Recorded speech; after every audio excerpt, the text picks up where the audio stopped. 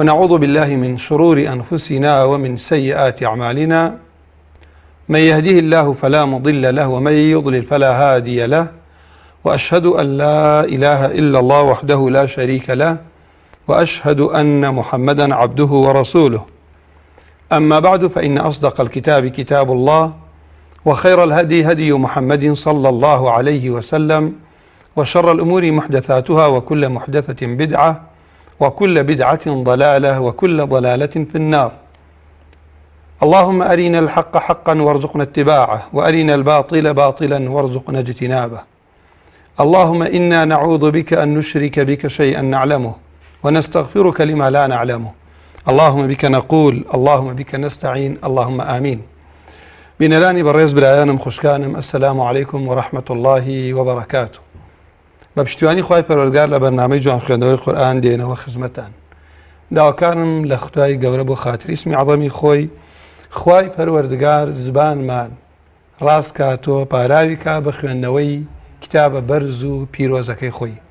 و هەر خوای گەورە دڵمان پڕکات لە نووری ئیمان، خۆشەویستی خۆی و پێغەمبەر و دینەکەی لە دڵمانە ثابت کات،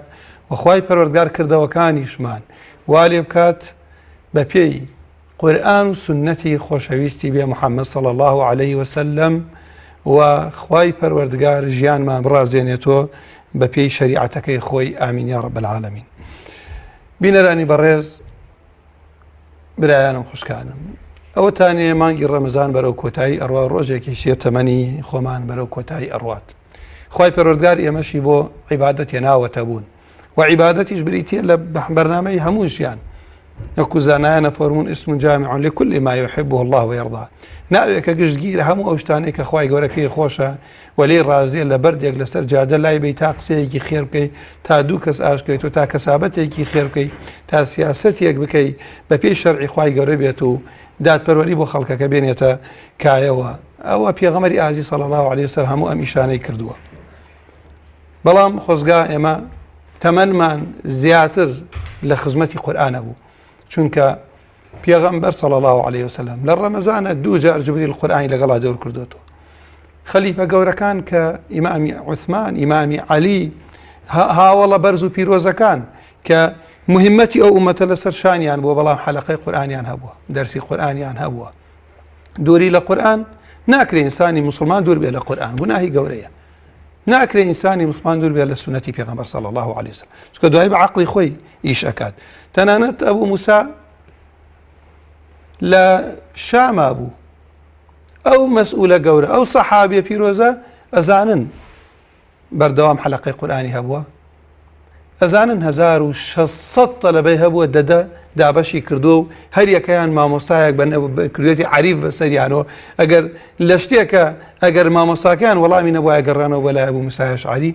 یعنی سەرقاڵی دنیا، کار، کەسابەت، سیاست هیچ وای لێ نەکرده بوون بڵێ کاکە وەڵی مەجالم نییە بڕۆمە خزمەتی قورئان.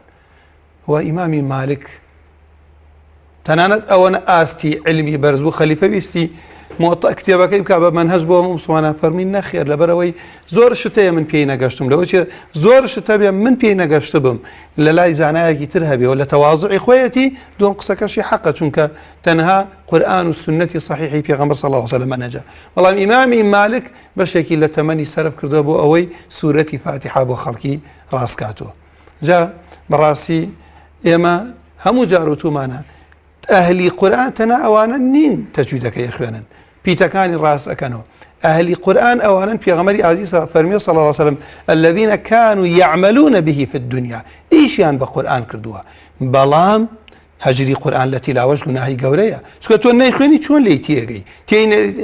لێی تێنەگەی چۆن ئیشی پێەکەی، ئەی ئیشی پێنەکەی چۆنە بی بە قودوە بۆ خەڵکی. خوای گەورە زبانمان کردەوەمان دڵمان ڕاست کات و هەموو لایەک.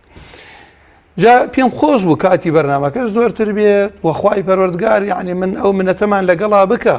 تەمەن لە خزمەتەوە سەرف بکەم لەگەڵ مناڵێکە بتوانانی پیتێکی بۆ ڕاستکەینەوە، تۆ بڵێ خوای ئەگیان تۆ ئەم ڕێز و شەرەفەت بە من بەخشی بێ کە من بتوانم خزمەتی کتابەکەی تۆ بکەم دڵی برایەک خوشکێ خۆشکەم خوای گەورە هەمومان بە ئەهلی قورئان بگێڕێ بتوانین سوودێکیش بگەێنین. جا لەبەرەوە پێم خۆش بوو کە بەرنامەکەش کاتی درێژتر بووایە بەردەوام بووایە تا هەموو قورئانمان پێکۆ بخوێندایە بۆ ئەو کەسانێک کە کاتیان کەمە مەجالیان نییە لە ماڵە لە دوکانە دوو ئیستیفادەیان کردبێ لە ئەم بەرنامە بە پشتیوانی خوای پەروەردگار عەزە وەجەل. جا لەبەرەوە برا بە ڕێزەکانم خوشکەکانم زۆر بە سەریع من ئاماژەم بە هەندێ شت کرد لە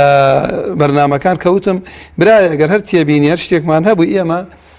زۆر بە سەریعی ئیشارەتم بە صفات و مەخارج کردووە ئەوەیشی کە بە گرنگم زانیە یان جاری وایە بینەرێک کەسێک کە ئەخوێنێت من کابینم هەڵەی هەیە لە پیتەکان چاوپۆشی یەکەم لە صفاتەکان پیت ئەگۆڕێ وە لە ماوەی ئەو چەند دەقەش براو خوشکی کەش لەسەر خەتە من هەم دڵم لە لای ئەوانە هەم ئەمیش ئەزانم لەو کاتە ئێستا ناتوانم هەموو وردکاریەکانی بۆ باسکەم جا هەر برایە لەو ڕۆوە تێبینی هەبوو من تێبینەکەی خەمە سەر ئامۆژگارەکەشی وەرئەگرم گلەیەکەشی حەقە خۆی گەورە پاداشیشی داتۆ جا ئێستا پێکۆ ئینشاءڵڵا ئەڕۆینە سەر آخر مەخرج باسەکەم و ئەڕۆینە سەر بابەتی ئەحکامی نونی ساکن لەگەڵ تەنوینە ئێمە صفاتی پیتەکان هەمومان باس کردەمە هەندێک صفات دژی هەیە وەکوتمانەکە هاتەڵێم پیتە ئیستیعلاءە عەکسەکەی ئیستیفالە ئەڵێم ئەم پیتە هەمسەوەتە هەوا لە دەمۆ دێتە دەرۆ ئەوەکەی کە جەهرە یعنیم هەوا نایەتە دەرۆ ئەڵێم ئەم پیتە شدەیە یعنی دەنگەکەی درێژ ناکرێتەوە بەڵام عەکسەکەی ڕەخاوەی پێوتێ پاشە ناتینە سەر آخر صفتمان مابوو کە بریتی بۆ دەرزی پێشوو یان بەرنامەی پێشوو تەکریرمان خوێن تەکریرتمان بریتە لە لەلینەوەی سەر زبان بۆ پیتی ڕا ئەگەر زۆر مبالغەی لێ بکە بێ بە ئەڕ هەڵەیە چەند جار باسمان کرد ئەم زبانە ئابە و شێوە نەدەین لە مەڵاژوو ئابە و شێوە دوایەوە ڕای زۆر دروستەکەین ئەم لای زبان نەختێ بەرزکەرەوە بۆشاییەک بۆی هەواکە دەرچێت ئەو بۆشایە و هەوای کە لەم لاولاوە دێ لەو بۆشایەوە دەرەچێت ئەوە پێوتێ ئینحراف صفەتی ئینحراف لەرینەوەی سەر زبان صفەتی تەکریری پێوتریە کەوا بوو نەڵێم ناڵێم ئەوە بەرنامەی پێشوو باسمان ڕۆمە سەر غونە بریتە لە ئەو مینگەی کە لە لوتەوە دەرەچێت ئەسڵی غونە بەشێکە جزئێکە لە حرفی نون و میم کاتێ من ئەڵێم ئەن لوتم بگرم ناتوانم بۆ لەبەر ئەوەی غونە بەشی تەواوکەری حرفی نون و پیتی نون و میمە ئەڵێم ئەم لوتم بگرم ناتوانم بخوێنم کەوا بوو غونە بەشێکە لە پیت ئەمە حرفە دەنگە حرفی عین سەوت بەشی دووەمی درێژکردنەوەی مینگە و کوردکردنەوەی صیفەتی پێوترێت یعنی تۆڵی مامۆستا مانای چی بۆ من ئەڵێم من کاتێ ئەڵێم ئەدونیا مینگەی تیا لوتم بگرمە و نونە دەرناچێ ئەمە کەمترین مینگەیە کە بەشێکە لە حرفەکە بەڵام کاتێ میم شەدەدار بوو بۆ نەڵێم لەممە تەماشاکەن مینگەکە چەند درێژ بووە کاتی ئەڵێم من ئەنت نونی یەکەم چییە؟ مدە و زەمەنی غونەتیایە کەمترە لە دووەم کە ئیخفایە ئەمە پێی ئەوترێ صیفەی غونە خۆ پاداشیان داتەوە خسیانە سەر شاشەکەی ئێستا ئەڕۆینە سەر ئەحکامی نونی ساکن لەگەڵ تەنوین نونی ساکن برا بە ڕێزەکانم خوشکەکانمی عنیم نونێ زەنەدار بێ بۆ منەڵم ئەن کە فەتحە بوو ئەڵێم چی نە کەسرە بوو نی کەوا بوو ئەو نونەی کە زەنەیە نە ضەمەیە نە فەتحەیە نە کەسرەیە ئەم نونە لەگەڵ تەنوین واتە دوو فەتحە دوو کەسرە دوو ضەمە کە بریتە لە نونێک لەفظ ئەکرێ بەڵام نانووسرێت عەلیمەن هەمووتان گوێتان لێ بوو چی بوو وتم عەلیمەن کۆتایەکەی نون بوو عەلیمون عەلیمین نونی ساکنەوەتانێ ئەکەوێتە کۆتایی ئیسم بۆ تەنوین نییە ئەم نونی ساکن و تەنوینە 29 پیتەکەی زبانی عەرەبی کە لە پاشیانەوە دێ 4 حکم دروستەکات حکمی یەکەممان ئیدغام ئیدغام یعنی تێ هەڵکێشکراو ئەوە تاو ڕسمی کە لە بەرچاوتانە ئیدغام ئەڵێ ئەدغەمت اللیجامە فی فەم فەڕەسی کاتێ بینیتانە ئەو قایشەی کە چۆتە دەم ئەو ئەسپەوە أو الإسباني عربي ألي أدغمت عرب كاتي ألي أدغمت السيف في غمده بنت أنا ورسمك الشمشيرة كأروات ناو كيف كيوا أم قلميك لبرشاوتانا إس أما إدغامي في أوتريا كوابو أو بيتي كروشت ناو أما داني أما بيتي يكما نونكيا أم سر قلم بيتي دوهما كروشت النايو أو إدغامي في أوتيا كاميان شعرا وابو يكمكا كوابو كاتيا من ألم نوني ساكن بقى ببيتكاني إدغام بيتكاني إدغام ذلك بيناسي إدغام بهار بيكو بيخوانين إيصال حرف ساكن بحرف متحرك بحيث يصيران حرفا واحدا مشددا من جنس الثاني يرتفع المخرج عنهما ارتفاعة واحدة لا أمر كينو دو بيت أقابيك يكميان سكونة دوهميان شيا بريتيا لا بيتيكي متحرك هر بيتيك بيس أويك لا معنى يما إدغامي متجانسين وليكتب باقي يكم سكونة باقي دوهم فتحيا كابو بيتي يكم إيصال حرف ساكن بحرف متحرك بيتيكي ساكن قشتوتا بيتيكي شي متحرك شي اللي أكين هردو يا ابن بيك بيت لجنسي بيتي دوهم متحركة والزباني شم يك جار برز أكمو بعد ما بيكو أما جيب كين كاتي من عليهم لهم ما دو جار مخرج بكارينا بلام كاتي كردم با إدغامكم دروس كرد عليهم لكم ما كابو مخرج يك جار بكارينا عليهم وليكتب بينكم هم الطائفتان كابو أما إدغاما بويا إمام ابن الجزري فرمي والدغم في اللام والراء لا بغنة لازم كابو إمام بفيش شعر كاروين بلان بيشوا كابو ولن بينا دي بريز إدغام لنوني ساكن لقل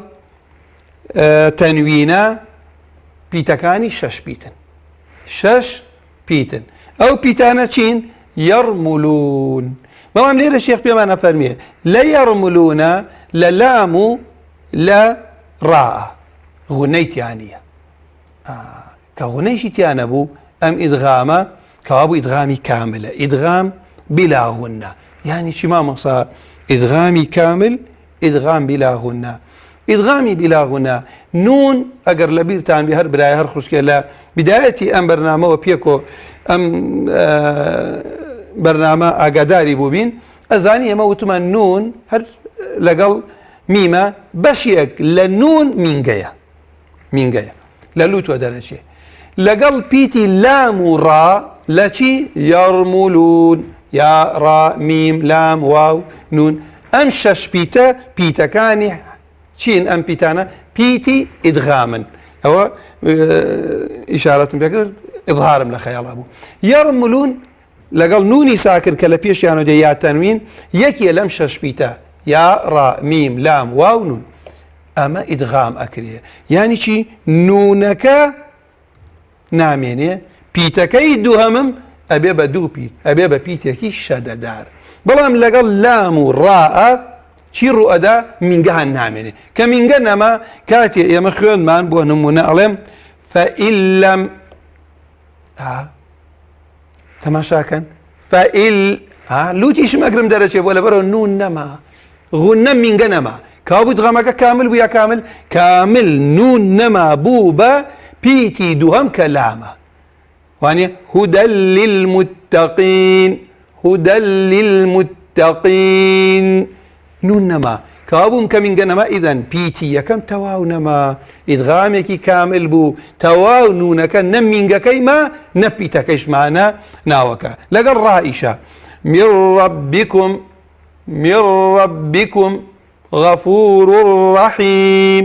كوابو أما بشي يكم معنا كإدغام بلا غنى باشان أوانك وأدغما بغنة في يوم شش بيتمان بو لام راء يا واو ميم نون كوتالا برشاوتان خوا پاداشتی و برایانه بداتو که ماندوه بن لقل معنا كوابو بابين أميان چيا بغنة يعني چي تولي ما مصا يا أصلا بيتي يا من قيت يانية كإدغامي أكم ألم وإن يروا الله ما مصا من كوت ها وإن يروا وإن إن أو جارك عن زبان بكاري أنا بونون يا أو بكاري منا كإدغام رويدا يكجر زبان برزا كمالهم شي وإن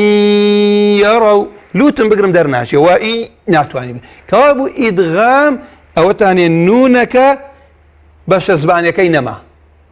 چونکە نون نیوەی لە زبان و دەرەچێ زبانەدا لە مەڵاژوو ئەو نیوەکەی لە لوتوە دەرەچێ بەشە زبانەکە کاوا بوو چی بوو ئیدغامەکە نقصان بوو ئیدغام بغونەی پێ ئەوترێ لەگەڵ یا واو میم نون میوال میوال هەروەها لەگەڵ میم مما ئەوەشیان صراط مستقيم تنوين لقل ميمة بەڵام ئێمە هەندێک کەلیمان لە قورئان وەکو لەنەسفعن ئەمە وریابن ڕسمی قورئانیە وەلیەکون ئەمە ڕسمی قورئانیە کە ئەبەو شێوە نووتراوە نەسفعن وریابن فعلە ئەوە تەنوینێک نییە کەوتبێتە سەر ئسم ئەوە نونی تەوکیدی خەفیفەیە اینجا بێنە سەر ئەوەی کە ئێمە وتمان ئەم ئیدغامە برایانی بەڕێزم بینەری بەڕێز لە دوو کەلیمە ڕوو ئەدات لە چەند کەلیمە لە دوو کەلیمە ئێستا نون لەگەڵ نونە یەکێکە لە یەڕمەلوون ئەڵێم من نەشا بۆ لێرە مینگەکەی ما ئیدغام بغونەیە بەڵام بۆیە کەماڵەکەم من یەشا مینگەکەی هەرما لەگەڵ یاءە بەڵام لەگەڵ لامە هودە للمتقین نەما لام و ڕە ئیدغامی کاملە یان چی کامل نەدەنگی نونەکە مەخرەجی زبانت ما نەمینگەکەی ما بەڵام لەگەڵ یومن یا واو میم نون چی ئەمێنێ مینگەکە ئەمێنێ کابوو ئیدغامەکە بیغونەی پێوتێ ناقسە بەڵام مەرجی ئیدغام چییە ئەبێ لە دوو کەلیمە بن ئەڵێ مامۆستا ئەگەر لە یەک کەلیمە بین ئەڵێ مەگەر لە یەک کەلیمە بوونەوە تا لە بەرچاوتانە خوا پاداشم برایانە بداتەوە کەلیمەی ئەدونیا یائی لە دوا هاتووە بونیان یائی لە دا هاتووە صینوان واوی لە دوا هاتووە قینوان واوی لە دوا هاتووە ئەمە ئیدغام ناکرێ پێی ئەوترێ چی ئیظهاری مطلق ئیظهاری مطلق باشە یەکەم شت ئێمە لەبەرەوە بە سەنەد وا دابەزیوە دوای علەی نەحوی عولەما فەرموون لەبەرەوەی ئیلتیباس لەگەڵ کەلیمەی مضاعەفە دروست نەبێت وا دیارەڵێن پەیوەندی هەیە ئەگەنا من پێم خۆش بوو چیمان کردووە ئەم دوو ڕۆژە یاساکانمان تەواو کرا ئەم سێ ڕۆژەی کە ماوە فەرموو مامۆستا گیان خوشکە نەدا لە چەمچەماڵەوە السلام عليكم. وعليكم السلام ورحمة الله وبركاته. بس خۆشی بێگانەتان دیەکەم خوای گەورە دڵت خۆشکە لە دنیا و لە ئاخرە سوپاس دەکەین ئاەتی کورسی خوێنەوە ئاەت الکورسی ئینشەڵا بۆت ئامادە ئەکەن فەرمووی بسم الله الرحمن الرحيم الله لا إله إلا هو الحي القيوم لا تأخذه سنة ولا نوم له ما في السماوات وما في الأرض من ذا الذي يشفع عنده إلا بإذنه يعلم ما بين أيديهم وما خلفهم ولا يحيطون بشيء من علمه إلا بما شاء وسع كرسيه السماوات والأرض ولا يؤوده حفظهما وهو العلي العظيم. دەستەکانت خۆش بێ خوشکە نەدا تۆ دەرست خوێندووە هەر بە خوێندنەوەکە دیارە بەڵێ کەلیمەی کورسیم بۆ بخوێنەرەوە كرسيه السماوات ئاگات لە ڕائەکە لەگەڵ یا ئەشەدەدارەکان ئێستا هەندێ برا هەندێ خوشکەڵێ کورسی هونە کوڕ ئەڵێم مەڕیەم قەڕیە كرسيه السماوات كرسيه كرسيه السماوات دست خوش كلمة الأرض بو بخونا لوا والأرض أو ضعد تمريني لسربك قرسترين بيتا لزباني عربي تنا عربي شيتي لغة الضادي بيوتري كأيامال أو دري جوية هندي براعي خواني الأرض كردي بقلقلة أبي دنجي بيتي أما بو تومنيا كشي خوم ندا بو بينا رانما دنجي بيتي ضاد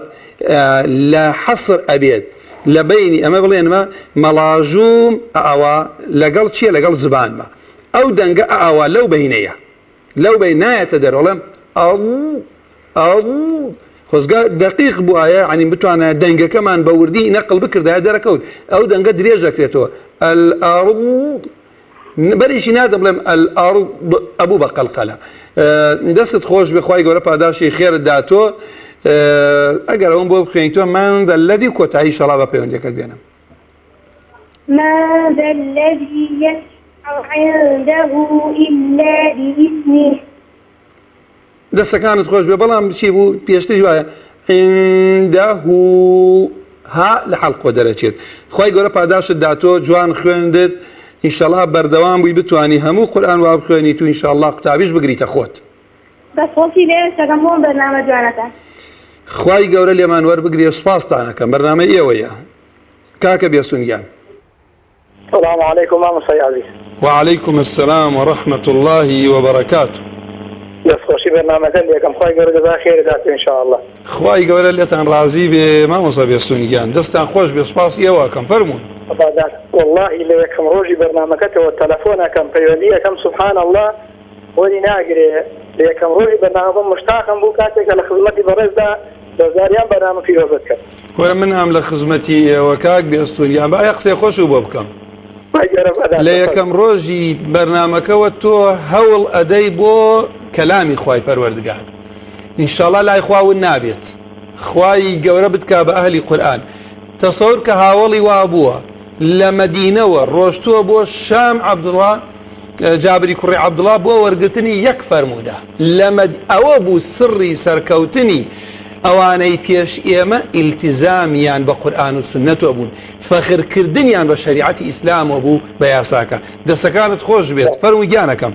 خی گەورە پاداشکەدە وڵی مامۆستا دووسێت تێبینیم لەسەر بەرنامەکە حد یەکەم ڕۆژی ڕەمەزانەوە ویستم پەیوەندی بکەم بەڵام سوبحان الله وەرناگیرم دووسێت تێبینیم هەبوو لەسەر شتێکەوتم ئەگەر عەزیمەوەی خاڵی یەکەمیان کاتدانان بۆ ئەو خوشک و بۆ ئەو برایانەی کە پەیوەندی ئەکەن یعنی کاتێکی بۆ دیاری بگرێ یان 5 دقە بێ 8 دقە بێ یعنی لەبەرەوەی کۆمەڵێکی خەڵکی تێزت پەیوەندی بکە ئەمە خاڵەیە خاڵی دووەمیشان خۆزیان لە بەرنامەکەدا تەحیاتی تێدا بووایە بەڕاستی چۆن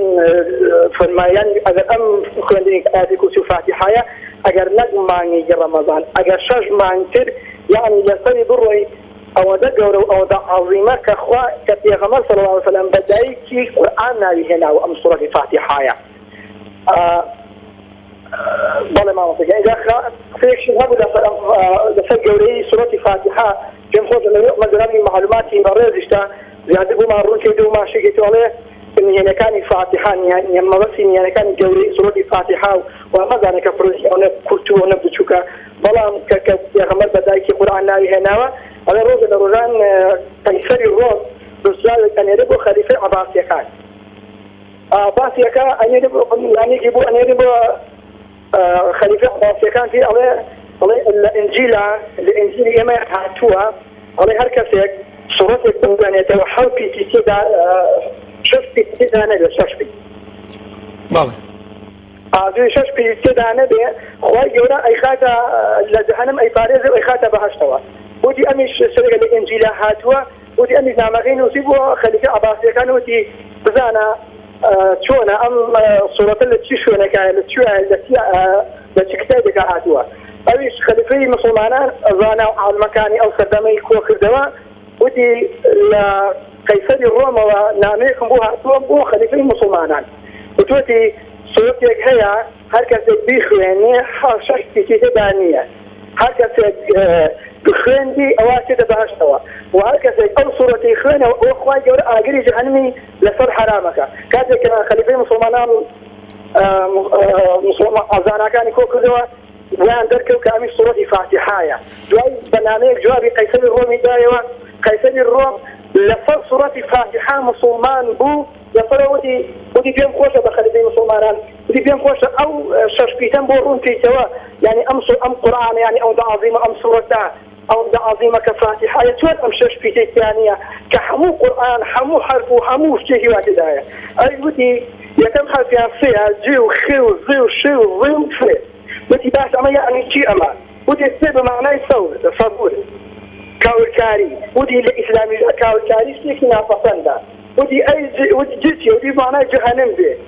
ودي أي خير كمان ودي معناه خبيث يعني شيء بيس ولا تزوج شيء بورون كذا معناه جدوى يكسرهم كاك بيستونجان كم خور وما زيادة أجر لصير صوتي بعد أجر نجمعني ما صالح لسدي بروي كوتاي يعني كاك بيستونجان خوي جرا پاداش داتو من طبعا هو باسی کردت راسی نمبیستو سپاس دەکەم نازانم صحیحە یا صحیح نییە بەڵام لەسەر گەورەی سورەتی فاتحە وەکو خۆت وتت کە پێغەمبەری خوا صلی الله عليه وسلم پێ فەرمیێ أم الكتاب علماء فەرمون بۆ پێوتێ أم الكتاب لەبەرەوەی تەشبیهی نەبیها چۆن دائما هەموو شتێگەڕێتەوە بۆ لای دایکی خۆی بۆ ئەسڵ شریعەتی ئیسلام لە سورەتی فاتحە کورد بۆ تۆ ئێمە هەموو ڕۆژێ حەڤە جار واجبە هەموو ڕۆژێ بیخوێنی کەسێک تەمەنی 80 ساڵە هەموو ڕۆژێ 50 ساڵ 30 ساڵ سورەتی فاتحە ژیانمانە بەخوا هەموو کاتیشی بدەین ئێمە هێشتا ناتوانین وەکو پێویست خزمەتی بکەین خوای گەورە پاداشتی تێبینەکانیش داتۆ سپاس دەکەم خوا لێت ڕازی بێ یا ڕەبی ئەوە گەر من داوای لێ بردەکەم قسەکەشمان بڕی لەبەرەوە پەیوەندیتر لەسەر خەتە خوا لێت ڕازی بێ من قسەکانتی شەڵاوە حەزمە کرد وەڵا تەحیاتیش لە مەجالی زۆرتر ئەگەر بەرنامەکەمان هەبوایە ئەوە بۆ خەڕوونکەینەوە خوشکی خۆم سەرگوڵخان. السلام عليكم. عليكم السلام ورحمة الله. دەستخۆشی بەرامە لێکەم مامۆستاجان. خوشکی بەڕێزمی سپاس دەکەم. هەرگوڵ. فەرموو. بەڵێ هەرگوڵ. چی ئەخوێنی؟ الحمد لله إن شاء الله. سورة الفاتحة فرموا كشي خوم. أعوذ بالله من الشيطان الرجيم. بسم الله الرحمن الرحيم. الحمد لله رب العالمين. الرحمن الرحيم. مالك يوم الدين. إياك نعبد وإياك نستعين. اهدنا الصراط المستقيم. صراط الذين أنعمت عليهم غير المغضوب عليهم ولا الضالين. دەسەکانت خۆش بێت سەرگۆڵ. کچی خۆم تۆ جوان خوێندت دەرزیشت خوێندووە ئەگەر کەسێک دەرز نەخوێنێ ناتوانێت ئاوا قورئان بخوێنێ واگەر بێت و قورئانیش هەمووی وا بخوێنی من پێتەڵم دەرز بە خەڵک بڵێڕەوە بەڵام کەسمان نییە تێبینی ورد نەبێ لەسەر خوێندنەوەمان من هەندێ بە سەریع بۆ مە خوێنی تۆ هەندێک تێبینی ورد تەدەمێ ئینشەڵا باشترە بێ خەتمت کردووە؟ نەخێر مامۆستا. جوان خوێندت ئێستا لە بسم الله و ئاەت بۆم خوێنە شتی زۆر وردە ئینشاڵا بینەر ئیسفادەی لێ بکات فەرموو. بسم الله الرحمن الرحيم. هەموو جارێ بە ئەو براو خوشکانە و تۆتومە قورئان بە نەیپشڕێنین بە تەکان نەیخوێنین یانی من ئێستا گەر تۆ نەبی کە جوان خوێندت بۆ کەسی کە بێ ئەمە لەوە ئەچێ خۆم پشتگوێی خەم بڵێم بە ئەگەر پیتەکانی گۆڕیوە بۆی ڕاستکەمەوە کەوا بوو سی نەختی سەفیرەکە بسم الله الرحمن الرحيم. ئەو ڕائانە حەزەکەم هەموو براو خوشکی خوێنی تۆڵێ هێڕ بڕۆ دوای ئەوە بووە مەڵێ بسمی قەطعی مەکە الحەمدولله بخوێنە. الحمد لله رب العالمين. دەستت خۆش بێ بەڵام چییە ڕەبی باەکە شەدەیە وایە؟ بەڵێ. الحمد لله رب العالمين. ربي دعا بەردەوامە دوایەوە بخوێنە. الرحمن الرحيم. نەختێکی تر زبانت بەرزکەی تۆ کەوێتە لوتت تۆ نەتکردو بەڵام ئاگال لێبێ ئاگا دەست خۆش بێ یا ڕەبی الرحمن الرحيم دعاء بخينا مالك يوم الدين يك أمان مندوبون في وديار بو مالك يوم الدين مالك جاي كرو جات كردو تو أنا تخون بلان بو بينر إيسا بوم خينرو مالك يوم الدين بردوان بكشي خوم إياك نعبد وإياك نستعين دسا كانت خوش بي وتت نعبدو هندي برا خوش كلا نعبدو بدو بو أوضى ما ناخذ نعبدو هندي الله شيء نعبدو أو عيناك بأليف دسا كانت خوش بي بردوان با اهدنا الصراط المستقيم دوباره كرو اهدنا الصراط المستقيم يعني متت الصي بوني سيني لنا دعاء وبخينو صراط الذين أنعمت عليهم غير كشي خوم كلمة أنعمت أم جارة باشر خويندت هندي برا خوش قال شي أنعمت ببلا أداة السريع أنعمت عليهم نونك ميمك ميمي عليهم وزمنك وكويك أن من نعلم أنعمت عليهم توانت خوين والله من نختي يا واشتر بونا أنعمت عليهم بردوام بكشي خوم صراط الذين أنعمت عليهم غير المغضوب عليهم ولا الضالين سرقل خوشي خوم كشي خوم دستا كانت خوش بيت بالراسي هندي بيت كخلق الله يتيكات وزور جوان دارت كير بلام ولا الضالين أقر بتواني زبانت أمني أم لا أولاي زبان ليرة وبيدي لدانا كاني بن هستم كد لبيشو أيدي لدانا كان كالبيشو دات باش در ناشيد كاولم شي ولا الضالين أو كلمة بوب خينرو ولا الضالين دسا كانت خوش بيه كابو پەیوەندیەکە دەوری هەیە تەلەفۆنەکە دەوری هەیە کە احتیمالە هەندێ پی جوان دەرنەچێ بەڕاستی جوان خوێندت خوا پاداشت داتۆر لە جوزئی چەنی؟ من تازە لە جوزی تەبارەکان تازە دەستم پێ کردووە باوەڕ بێ تازە دەست پێ کردووە ئەلحەمدە خوای گەورە موفەقی کردووی هیوایە لەوجێ دە جوزی خوێند بێت ئابە و شێوە جوان نەیخوێنێ من دەستخۆشیت لێ یەکەم بەردەوام بە ئێو کاتەش هەوڵ بدە ئینشاڵڵا دواتر بە دەرس بیڵێیتۆ دەست خۆشنەوە مستاکان پێشنیارێکم هەیە فەرموو کچی خۆم ئینشاءڵڵا دوای ڕەمەزانیش بە ئەم بەرنامەیە بەردەوام بێت ئەم قسانەت ئینشاڵڵا ئومێدم وایە بەرپرسی کەناڵەکە گوێی لێ بێت ئەویش پێی خۆشە تووشی ئەم خێرە بێ ئەگەر کات و مەجال و شت هەبێت خوای گەورە و فەزڵەمان لەگەڵا بکە ئینشاءڵڵا دەست خۆشنەوە مستاکان خوا گەورە نمونەت زیاد بکە خوا شەرمەزارمانەکە سوپاس دەکەم فەرموو مامۆستاگیان دایکی مەڕوە خوشي خوم له ديرو فرموا السلام عليكم. عليكم السلام ورحمة الله وبركاته. شلوني ما وصداشي؟ الحمد لله خواي جورا باشد وبكا يا ربي. خواي جورا باشد بخير ذاته يا ربي. آمين وأجمعين. بآية الكرسي بغامضة. باشا خوشكي خوم آية الكرسي وبخا نستر شاشك.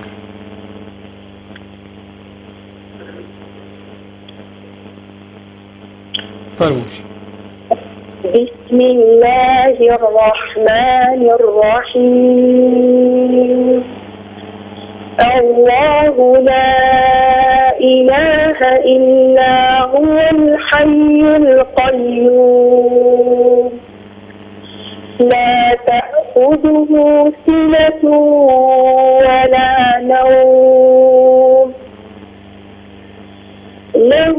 ما في السماوات وما في الأرض من ذا الذي يشفع عنده إلا بإذنه يعلم ما بين أيديهم وما خلفهم ولا يحيطون بشيء من علمه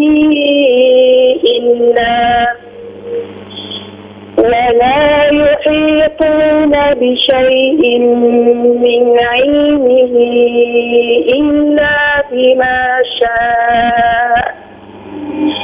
وسع كرسيه السماوات والأرض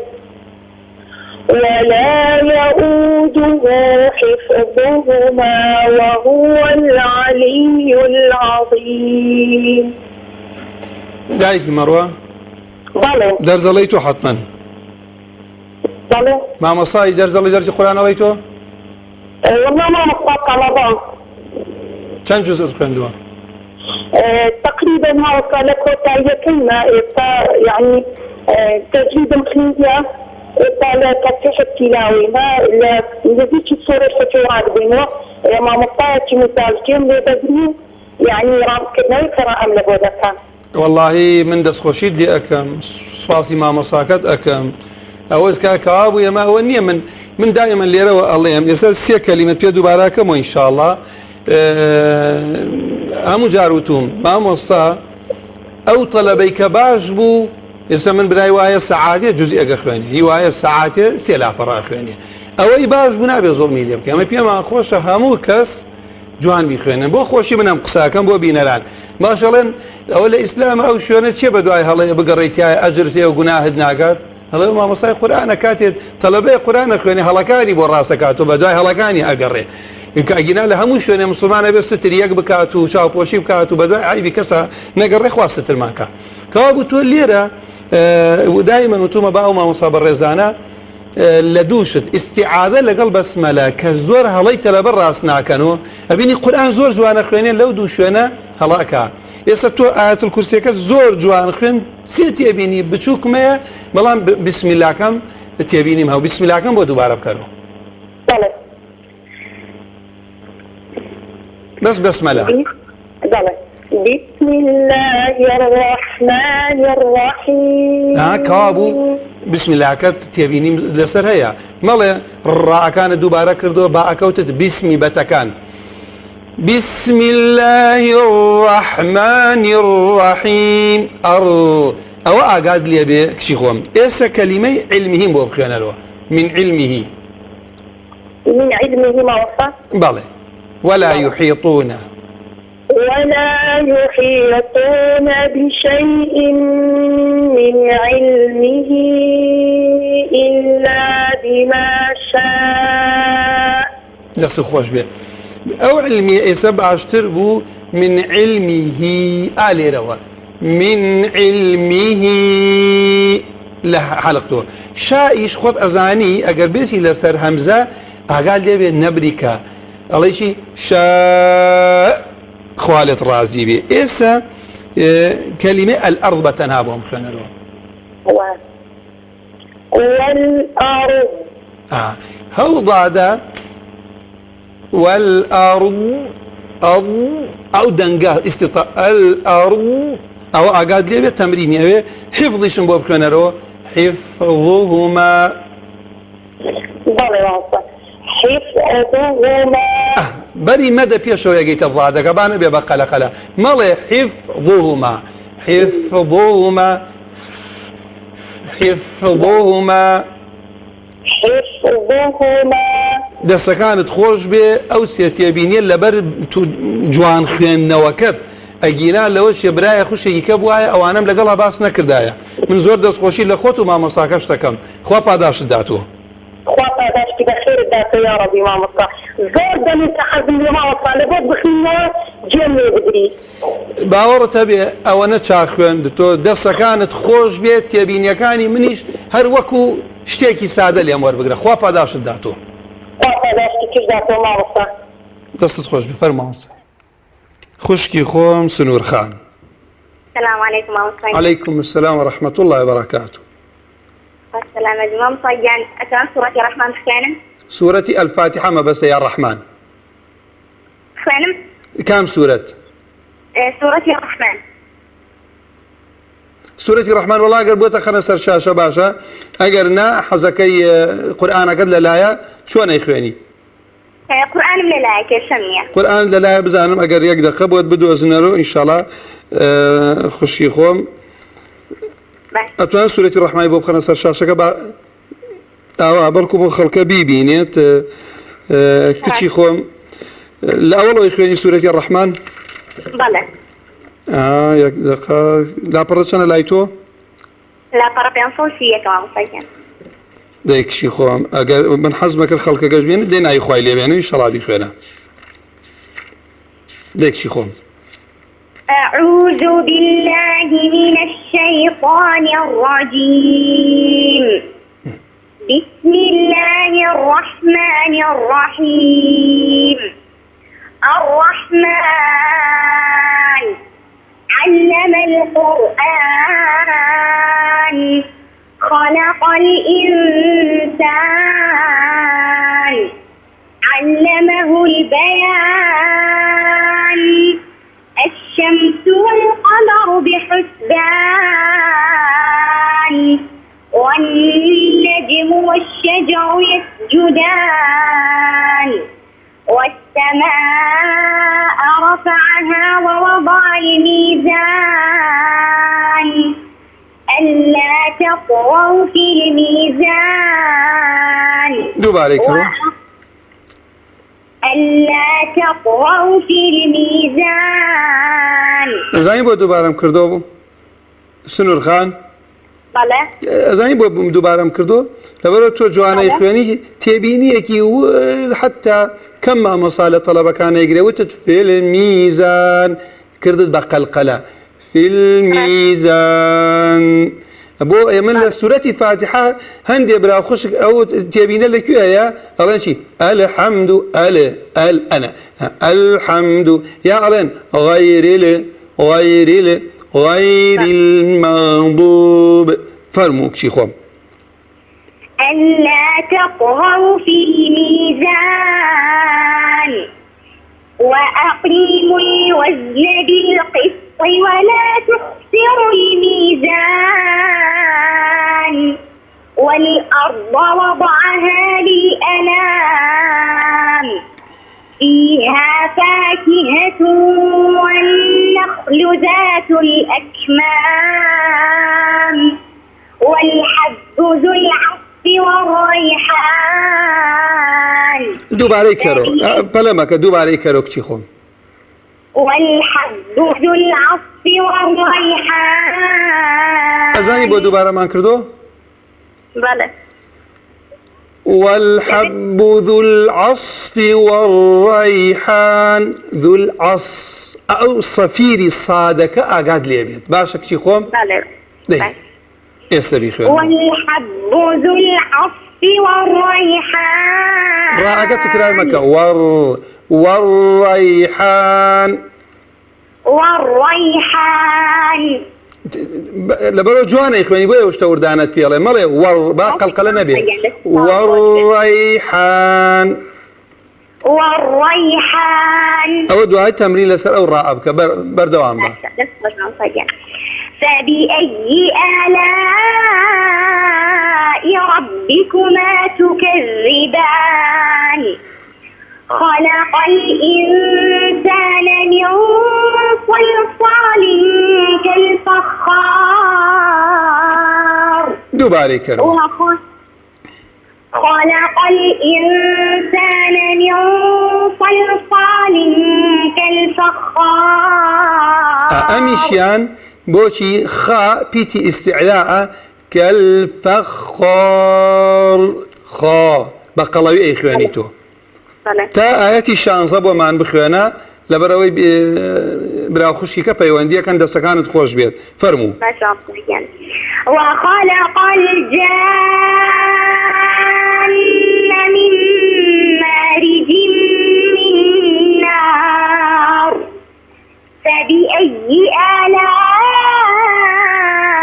ربكما تكذبان دستكانت خوش بيت سنور خان بله باش مو سنور بله چند جزء خوێندووە والله حو جزء لبرا وعلى هشتم ده جزئيشم بقراءة خوندوه بس حفص یان عاصم یان قراءەیتت خوێندووە نا حفص عن عاصم دەستەکانت خۆش بێ خوا پاداشتی خۆت و دایک و باوک و مامۆساکانیشت بداتۆ دەستت خۆش بێ من بەس ئەو لەرینەوەی دەنگەیشت ئەوە هەر ئاگات لێ بێت لەبەرەوەی پیت دروسەکات وایە کاتێ من ئەڵێم بۆ نمونە هەر کەلیمەیەک ئێستا بڵێم الرحمن بینتە چەند پیتێک دروسە بێ یان ئێستا من کەلیمەی داودم بۆ بخێنەرەوە كلمة داود ناڵێ وایە ئەڵێ داود وایە بۆ لەبەر ئەوەی دوواوە کەوا بوو من کاتی ئەڵێم المسلیمو